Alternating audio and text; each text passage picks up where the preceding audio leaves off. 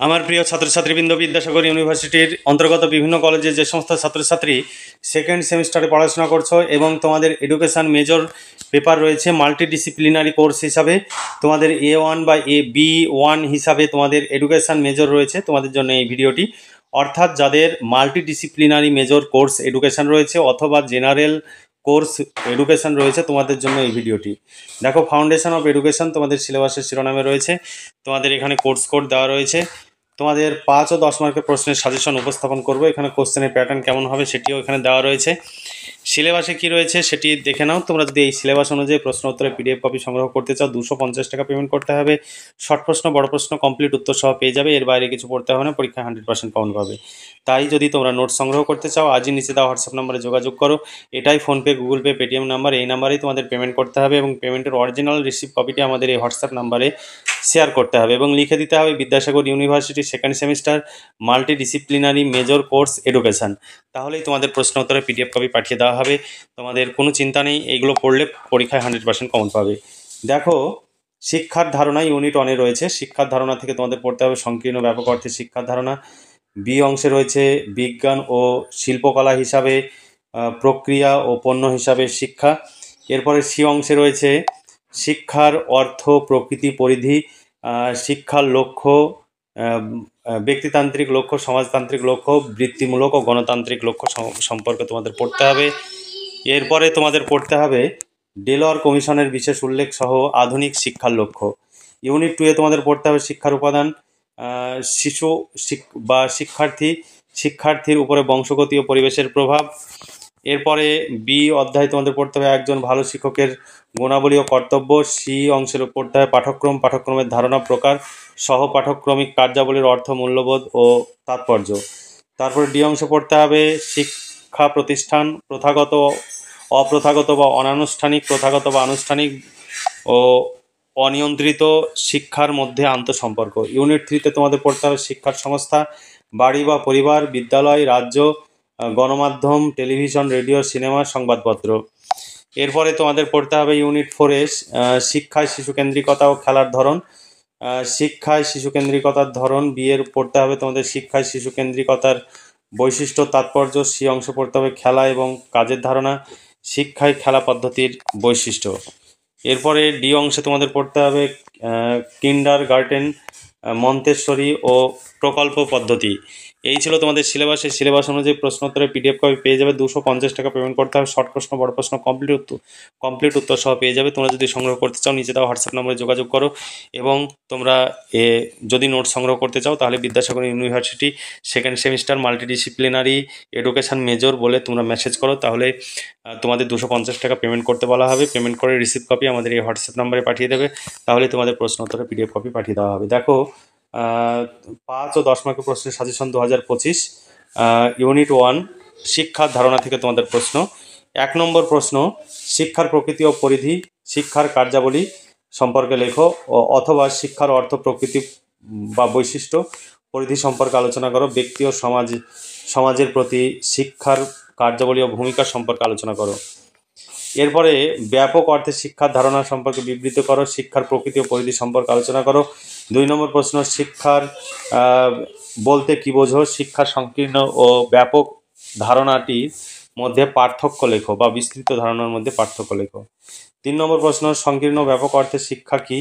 সংকীর্ণ ব্যাপক অর্থে শিক্ষার ত্রুটিগুলি উল্লেখ করো। 4 নম্বর, শিক্ষা বলতে কি বোঝো? সংকীর্ণ অর্থে ব্যাপক অর্থে শিক্ষা বলতে কি বোঝো? শিক্ষার কাজ বা কার্যাবলী সম্পর্কে আলোচনা করো। এরপরের প্রশ্ন, সমাজতান্ত্রিক ও ব্যক্তিতান্ত্রিক শিক্ষার মধ্যে কোনটি বেশি গুরুত্বপূর্ণ ব্যাখ্যা করো, বা সমাজতান্ত্রিক ও ব্যক্তিতান্ত্রিক শিক্ষার লক্ষ্যের সপক্ষে যুক্তি দাও। 6 নম্বর, শিক্ষার সমাজতান্ত্রিক লক্ষ্য বলতে কি বোঝো? শিক্ষার সমাজতান্ত্রিক লক্ষ্যের বৈশিষ্ট্য বা প্রকৃতিগুলি সম্পর্কে লেখো। শিক্ষার সমাজতান্ত্রিক লক্ষ্যের অসুবিধাগুলি লেখো। তারপর 7 নম্বর প্রশ্ন, শিক্ষার ব্যক্তিতান্ত্রিক লক্ষ্য বলতে কি বোঝো? শিক্ষার ব্যক্তিতান্ত্রিক লক্ষ্যের বৈশিষ্ট্যগুলি লেখো।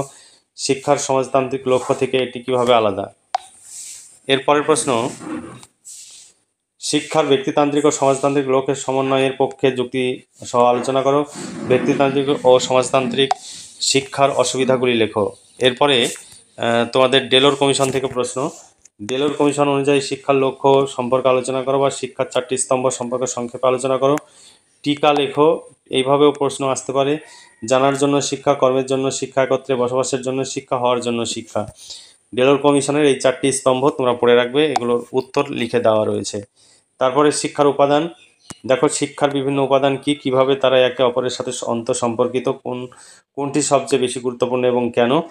এরপরে প্রশ্ন, শিক্ষার বিভিন্ন উপাদানগুলি কি কি, শিক্ষার উপাদানগুলির মধ্যে পারস্পরিক সম্পর্ক আলোচনা করো, শিক্ষার উপাদানগুলি সংক্ষেপে আলোচনা করো। একজন আধুনিক শিক্ষকের গুণাবলী বা দায়িত্ব কর্তব্য সম্পর্কে লেখো। এরপরে পাঠ্যক্রম থেকে তোমাদের প্রশ্ন। 3 নম্বর প্রশ্ন, বিভিন্ন ধরনের পাঠ্যক্রম সম্পর্কে লেখো, কিভাবে আধুনিক পাঠ্যক্রম পরিচালিত পাঠ্যক্রম থেকে ভিন্ন, পাঠ্যক্রম নির্মাণে মৌলিক নীতিগুলি উল্লেখ করো। পাঠ্যক্রম কাকে বলে, উদাহরণসহ বিভিন্ন ধরনের পাঠ্যক্রমের বর্ণনা দাও। পাঠ্যক্রম নির্মাণের মৌলিক পদ্ধতি সম্পর্কে আলোচনা করো। এরপরে 4 নম্বর প্রশ্ন, ঐতিহ্যগত আধুনিক পাঠ্যক্রমের মধ্যে পার্থক্য লেখো, পাঠ্যক্রম নির্মাণের মূল নীতিগুলি আলোচনা করো বা উল্লেখ করো। 5 নম্বর প্রশ্ন, পাঠ্যক্রমের সংজ্ঞা দাও, পাঠ্যক্রমের বৈশিষ্ট্যগুলি আলোচনা করো বা পাঠ্যক্রমের গুরুত্ব সম্পর্কে আলোচনা করো। সহপাঠক্রমিক কার্যাবলী বলতে কী বোঝায়, শিক্ষাক্ষেত্রে সহপাঠক্রমিক কার্যাবলীর গুরুত্ব সম্পর্কে আলোচনা করো। এখানে আরও অথবা দেওয়া রয়েছে। তারপরে শিক্ষা প্রতিষ্ঠান থেকে প্রশ্ন, অনানুষ্ঠানিক শিক্ষা বলতে কী বোঝো, অনানুষ্ঠানিক শিক্ষার বৈশিষ্ট্যগুলি আলোচনা করো। 2 নম্বর, অনানুষ্ঠানিক বা অপ্রথাগত শিক্ষার প্রয়োজনীয়তা এবং দূরাগত শিক্ষার উদ্দেশ্যগুলি ব্যাখ্যা করো। এরপরে প্রথাগত শিক্ষা বলতে কী বোঝো, প্রথাগত বা নিয়ন্ত্রিত শিক্ষার বৈশিষ্ট্যগুলি আলোচনা করো। প্রথাগত বা নিয়ন্ত্রিত, অনিয়ন্ত্রিত বা অনানুষ্ঠানিক বা অপ্রথাগত শিক্ষার মধ্যে পার্থক্যগুলি লেখো।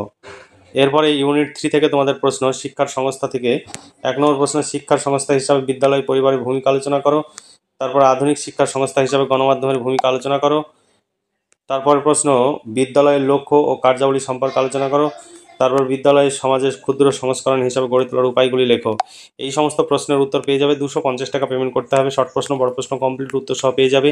এর বাইরে কিছু পড়তে হবে না, পরীক্ষা 100% কাউন্ট পাবে। তাই দেরি না করে আজই নিচে দেওয়া হোয়াটসঅ্যাপ নম্বরে যোগাযোগ করো এবং নোটসগুলো সংগ্রহ করে ঘরে বসে পড়াশোনা করো, তো তোমরা ভীষণভাবে উপকৃত হবে। তারপর শিক্ষায় শিশুকেন্দ্রিকতা খেলার ধরন। 1 নম্বর, শিশুকেন্দ্রিক শিক্ষার সংজ্ঞা দাও, শিশুকেন্দ্রিক শিক্ষার প্রধান বৈশিষ্ট্যগুলি লেখো। প্রাচীন শিক্ষা ব্যবস্থা ও শিশুকেন্দ্রিক শিক্ষা ব্যবস্থার মধ্যে পার্থক্যগুলি লেখো। এখানে আরও অথবা রয়েছে। তারপর প্রশ্ন, আধুনিক শিক্ষা ব্যবস্থায় শিশুকেন্দ্রিক শিক্ষার বৈশিষ্ট্যগুলি লেখো বা গুরুত্ব লেখো। তারপর কিন্ডারগার্টেন ও প্রকল্প পদ্ধতি থেকে প্রশ্ন, শিশুকেন্দ্রিক শিক্ষার বিভিন্ন পদ্ধতিগুলি আলোচনা করো। 2 নম্বর তারপরে 4 নম্বর প্রশ্ন ভীষণ গুরুত্বপূর্ণ, শিশুকেন্দ্রিক শিক্ষায় প্রকল্প পদ্ধতির ভূমিকা বা গুরুত্ব সম্পর্কে আলোচনা করো। তারপর আধুনিক শিক্ষায় প্রকল্প পদ্ধতির বিভিন্ন ধাপ বা পর্যায়গুলি সম্পর্কে আলোচনা করো। শিক্ষাক্ষেত্রে প্রকল্প পদ্ধতির সুবিধা ও অসুবিধাগুলি লেখো। তারপর শিশুকেন্দ্রিক শিক্ষায় মন্তেশ্বরী শিক্ষা পদ্ধতি সম্পর্কে আলোচনা করো। শিশুকেন্দ্রিক শিক্ষায় কিন্ডারগার্টেন এর ভূমিকা আলোচনা করো। ফ্রাইবলের শিশু উদ্যান বা কিন্ডারগার্টেন সম্পর্কে আলোচনা করো। তারপর প্রশ্ন, শিশুকেন্দ্রিক শিক্ষা ব্যবস্থার খেলার ধারণা সম্পর্কে আলোচনা করো। শৃঙ্খলা রক্ষায় শিক্ষকের ভূমিকা সম্পর্কে আলোচনা করো। এই ছিল তোমাদের সাজেশন ভিত্তিক প্রশ্ন, তবে যেগুলো বেশি স্টার দেওয়া রয়েছে সেগুলো তোমাদের জন্য ভীষণ গুরুত্বপূর্ণ। তোমরা যদি এই সমস্ত প্রশ্নের উত্তর পেতে চাও, এর সঙ্গে শর্ট প্রশ্নের উত্তরও পেয়ে যাবে। 250 টাকা পেমেন্ট করতে হবে একটি পেপারের জন্য। তোমরা যদি নোট সংগ্রহ করতে চাও, নিচে দেওয়া হোয়াটসঅ্যাপ নাম্বারে যোগাযোগ করো এবং এটাই PhonePe, Google pay, Paytm number, এই নাম্বারেই তোমাদের পেমেন্ট করতে হবে এবং পেমেন্টের অরিজিনাল রিসিপ্ট কপিটি আমাদের এই হোয়াটসঅ্যাপ নাম্বারে শেয়ার করতে হবে এবং লিখে দিতে হবে Kalyani university Vidyasagar university second semester multidisciplinary major education. তাহলেই তোমাদের প্রশ্ন উত্তরের PDF কপি পাঠিয়ে দেওয়া হবে। তাহলে তোমরা অবশ্যই অরিজিনাল পেমেন্ট করবে, তাহলে অবশ্যই নোটস পেয়ে যাবে। তোমাদের ভয়ের কোনো কারণ নেই। আর পেমেন্ট করে সবসময় পেমেন্টের অরিজিনাল রিসিপ্ট কপিটি শেয়ার করবে। এবার দেখো প্রশ্ন উত্তরের ডেমো তোমরা দেখতে চাও, এখানে দেখো প্রশ্নগুলো পরপর দেওয়া রয়েছে, তারপরে উত্তর দেওয়া রয়েছে। পুরোটাই কম্পিউটার টাইপ, এখানে সুন্দর করে প্রশ্ন উত্তরগুলো লেখা রয়েছে। তোমরা যদি এই নোটস সংগ্রহ করো, তোমরা ভীষণভাবে উপকৃত হবে। একদম তৈরি করা নোটস, যেভাবে পরীক্ষায় প্রশ্ন আসবে সেইভাবে তোমরা পরীক্ষায় অতি সহজে উত্তর লিখতে পারবে। সেইভাবে উত্তরগুলো তৈরি করা আছে। তোমরা চাইলে নোটসগুলো সংগ্রহ করে নাও, তোমরা ভীষণভাবে উপকৃত হবে। অভিজ্ঞ শিক্ষক মণ্ডলী দ্বারা এই সমস্ত নোটস তৈরি করা হয়। তাই তোমরা যদি নোটস সংগ্রহ করো, তোমাদের এই নোটস সংগ্রহ করার জন্য বিভিন্ন জায়গায় ছোটাছুটি করার প্রয়োজন হবে না। তোমরা এই নোটসগুলো সংগ্রহ করে ঘরে বসে পড়াশোনা করে পরীক্ষার প্রস্তুতি নিতে পারবে। আর আমাদের কাছে নোটস সংগ্রহ করলে আমাদের যে বিপুল খরচ, সেই খরচ যদি তুলতে পারি, পরবর্তী সেমিস্টারে আমাদের কাছে নোটস পেয়ে যাবে। তোমরা টেনশন ফ্রিভাবে পড়াশোনা করে পরীক্ষা দিতে পারবে। তাহলে আজকে এই পর্যন্তই। তোমরা ভালো থেকো, সুস্থ থেকো এবং খুব ভালোভাবে পড়াশোনা করে পরীক্ষার প্রস্তুতি নাও। এই শুভকামনা জানিয়ে আজকের ভিডিওটি এখানেই সমাপ্তি ঘোষণা করছি।